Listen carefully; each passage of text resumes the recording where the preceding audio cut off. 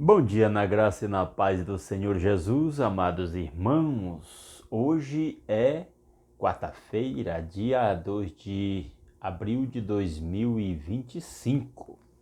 Estamos aqui de volta para continuar a leitura da Palavra de Deus. Hoje lendo Atos capítulo 20. Abra sua Bíblia e acompanhe a leitura da Palavra de Deus, que diz: Cessando o tumulto, Paulo mandou chamar os discípulos e, depois de encorajá-los, despediu-se e partiu para a Macedônia.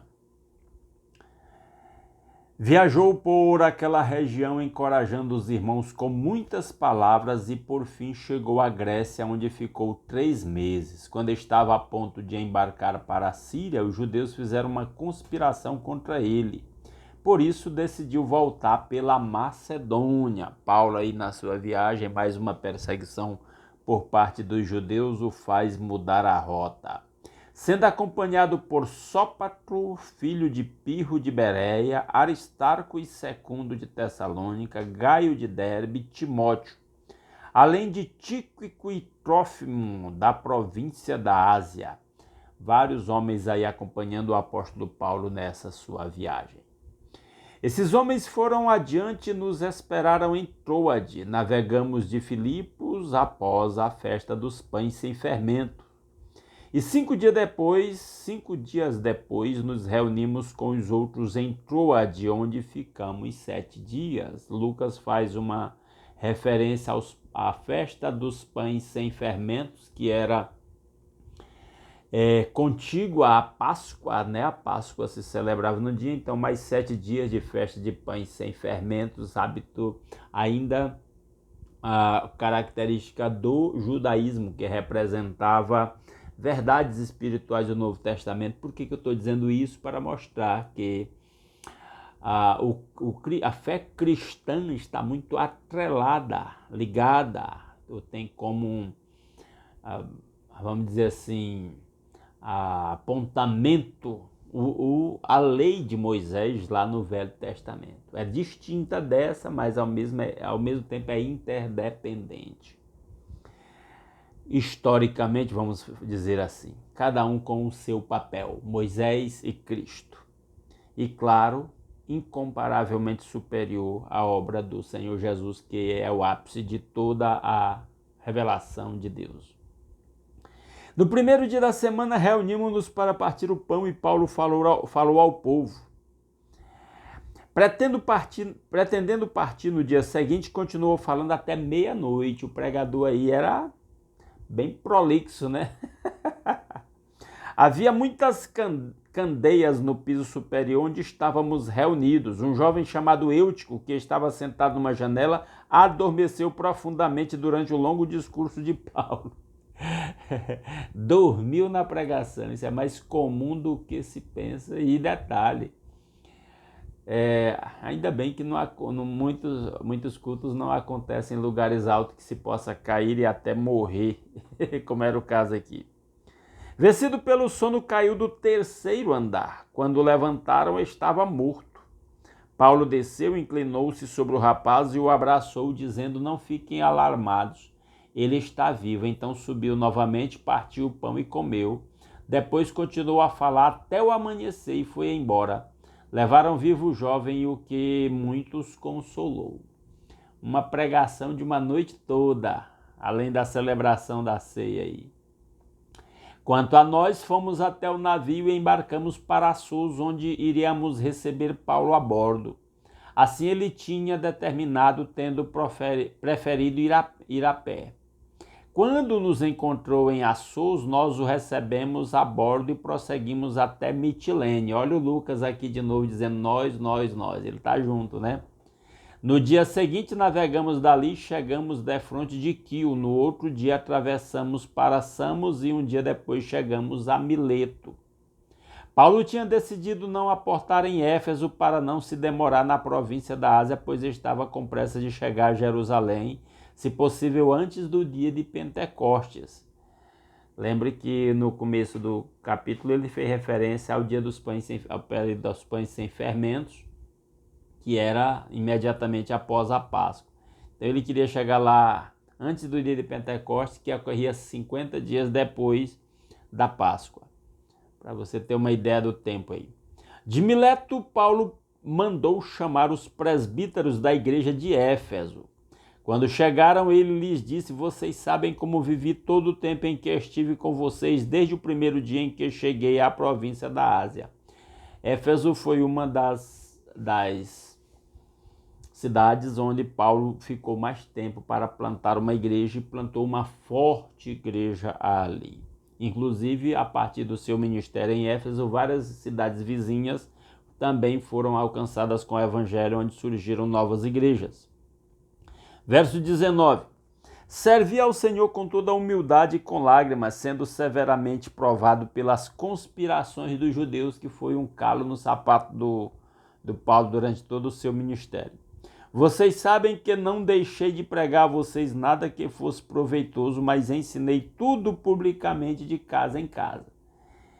Eu gostaria de, no final do meu ministério, poder dizer isso. Não deixei de pregar a vocês nada que fosse proveitoso. Vocês sabem que não deixei de pregar a vocês nada que fosse proveitoso, mas ensinei tudo publicamente de casa em casa. Meu ministério à frente da Igreja Redenção tem sido o ministério do ensino da palavra. O foco no discipulado, cristão discipulando cristão. Testifiquei tanto a judeus como a gregos que eles precisam converter-se a Deus com arrependimento e fé em nosso Senhor Jesus. Agora, compelido pelo Espírito, estou indo para Jerusalém sem saber o que me acontecerá ali. O propósito de Paulo, desde um tempo ali atrás, era ir para Jerusalém, e ele está indo. Ele diz que está indo compelido pelo próprio Espírito, que no caso é o Espírito Santo. E ele nem sabe o que pode lhe acontecer lá, e ele tem uma ideia, e pode não ser bom. Só sei que em todas as cidades o Espírito Santo me avisa que prisões e sofrimento me esperam. Tá vendo? Todavia não me importo nem considero a minha vida de valor algum para mim mesmo, se tão somente puder terminar a corrida e completar o ministério que o Senhor Jesus me confiou, de testemunhar do Evangelho da graça de Deus. Ele disse: só quero fazer a vontade de Deus até que Deus me chame. Agora sei que nenhum de vocês, entre os quais passei pregando o reino, verá novamente a minha face. Ele está consciente de que aquela era sua última viagem por aquelas regiões e que eles não o veriam mais. Portanto, eu declaro hoje que estou inocente do sangue de todos. Significava: eu preguei para todo mundo, você não se converteu, se não quiser, não tenho culpa se você não se converter. Pois não deixei de proclamar a vocês toda a vontade de Deus. Cuidem de vocês mesmos e de todo o rebanho sobre o qual o Espírito Santo os designou como bispos para pastorearem a igreja de Deus que ele comprou com o seu próprio sangue. Está falando aqui para os líderes da igreja lá em Éfeso e região. Sei que depois da minha partida lobos ferozes penetrarão no meio de vocês e não pouparão o rebanho. Lobos ferozes aqui era símbolo dos falsos profetas, dos judaizantes que queriam fazer os cristãos se circuncidar, guardar o sábado e essas coisas. E dentre vocês mesmos se levantarão homens que torcerão a verdade a fim de atrair os discípulos. Gente adaptando a palavra aí para atrair gente. Por isso vigiem, lembrem-se de que durante 3 anos jamais cessei de advertir cada um de vocês disso, noite e dia e com lágrimas. Está dizendo que o seu ministério lá em Éfeso foi de cerca de 3 anos. Agora eu os entrego a Deus e a palavra da sua graça, que pode edificá-los e dar-lhes esperança entre todos os que são santificados. Ele está entregando aqueles líderes das igrejas lá na região de Éfeso aos cuidados de Deus. Não cobicei a prata, nem o ouro, nem as roupas de ninguém. Vocês mesmos sabem que estas minhas mãos supriram minhas necessidades e as de meus companheiros. Ele disse: eu trabalhei para me sustentar na maior parte do tempo. E já foi dito lá atrás que ele era fazedor de tenda, assim como Áquila e Priscila. Em tudo que fiz, mostrei a vocês que, mediante trabalho árduo, devemos ajudar os fracos, lembrando as palavras do Senhor Jesus, que disse: a maior felicidade em dar do que em receber. Paulo está trazendo uma palavra de Jesus que não está registrada nos evangelhos, pelo menos literalmente assim não. Mas isso não tira a autoridade desta palavra, como do próprio Cristo, visto que foi trazida pelo seu apóstolo sob inspiração do Espírito Santo. Tendo dito isso, ajoelhou-se com todos eles e orou. Todos choraram muito e, abraçando-o, beijavam. O que mais os entristeceu foi a declaração de que nunca mais veriam a sua face. Então o acompanharam até o navio. Paulo está se despedindo dos líderes das igrejas de Éfeso e região. E está indo em direção a Jerusalém, mesmo sabendo, sendo revelado pelo Espírito Santo, que ele vai enfrentar perseguição, tribulação, mas ele está consciente de que esta é a vontade de Deus e está disposto a fazer a vontade do Senhor. E é assim que o cristão deve viver, guiado pelo Espírito Santo, 100% comprometido com a vontade de Deus. Custe o que custar. Que Deus mesmo aplique a sua palavra aos nossos corações. Vamos orar? Eu não vou reler os pedidos de oração, porque não me chegou nenhum pedido novo. Vamos lembrar dos pedidos pelos quais já vimos orando. Inclusive, peço mais uma vez aos irmãos que lembrem dos pedidos aí nas suas orações particulares, tá bom? E se alguém queira deixar algum pedido novo de oração, deixe aí nos comentários desse vídeo, para a gente incluir aí na nossa lista de petições. Vamos orar. Nosso Deus e nosso Pai maravilhoso, muito obrigado pelas incontáveis bênçãos com que o Senhor nos tem abençoado. Obrigado pela noite de paz, pelo sono tranquilo, pela proteção com que nos tem cercado e por este novo dia, pela oportunidade de começar o novo dia, alimentando o nosso espírito com a sua palavra, buscando a sua face em oração, orando uns pelos outros, ó Deus, em nome de Jesus. Que os seus ouvidos estejam atentos a cada um dos pedidos que meus irmãos têm deixado aqui nos comentários destes vídeos.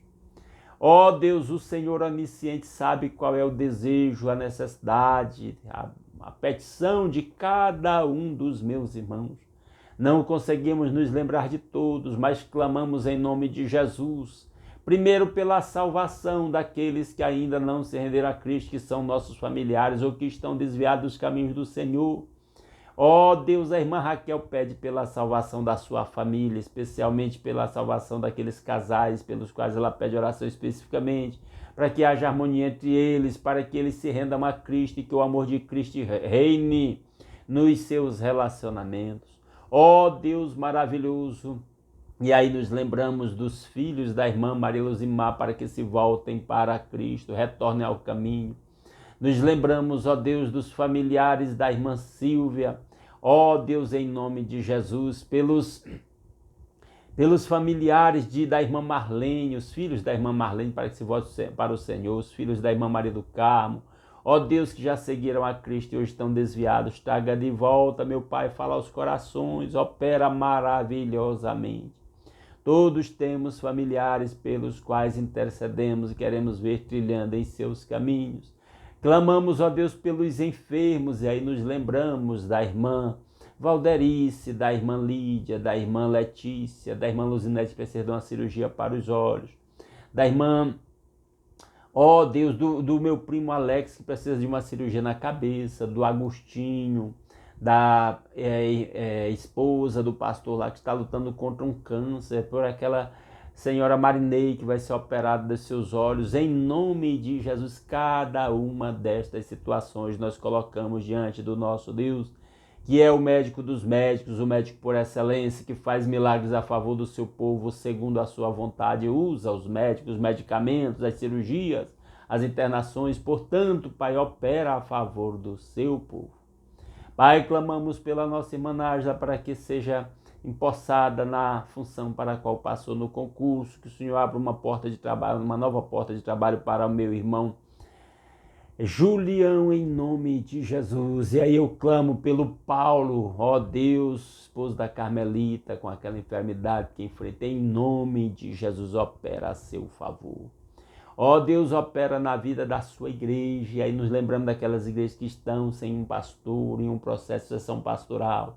Envia-lhes obreiros segundo o seu coração, que apacente o seu rebanho com prudência e com inteligência, meu Pai. Em nome de Jesus, nos lembramos da Igreja Batista Tatiá, Igreja Batista do Cordeiro, Primeira Igreja Batista em Coelho Neto, outras igrejas que nós não temos conhecimento, mas o Senhor envia obreiros piedosos, tementes ao Senhor, ó Deus, humildes, que façam a obra do Senhor na dependência do Espírito Santo. Oramos pela aposentadoria da irmã Sheila, da irmã Sheila, em nome de Jesus, ó Pai. E assim cada pedido que meus irmãos deixaram nesses vídeos, que o Senhor, ó Deus, esteja operando a favor do seu povo, fortalecendo a fé de cada um, usando-nos para abençoar os nossos entes com as nossas intercessões, com o nosso testemunho, com o nosso amor. Ó Deus maravilhoso.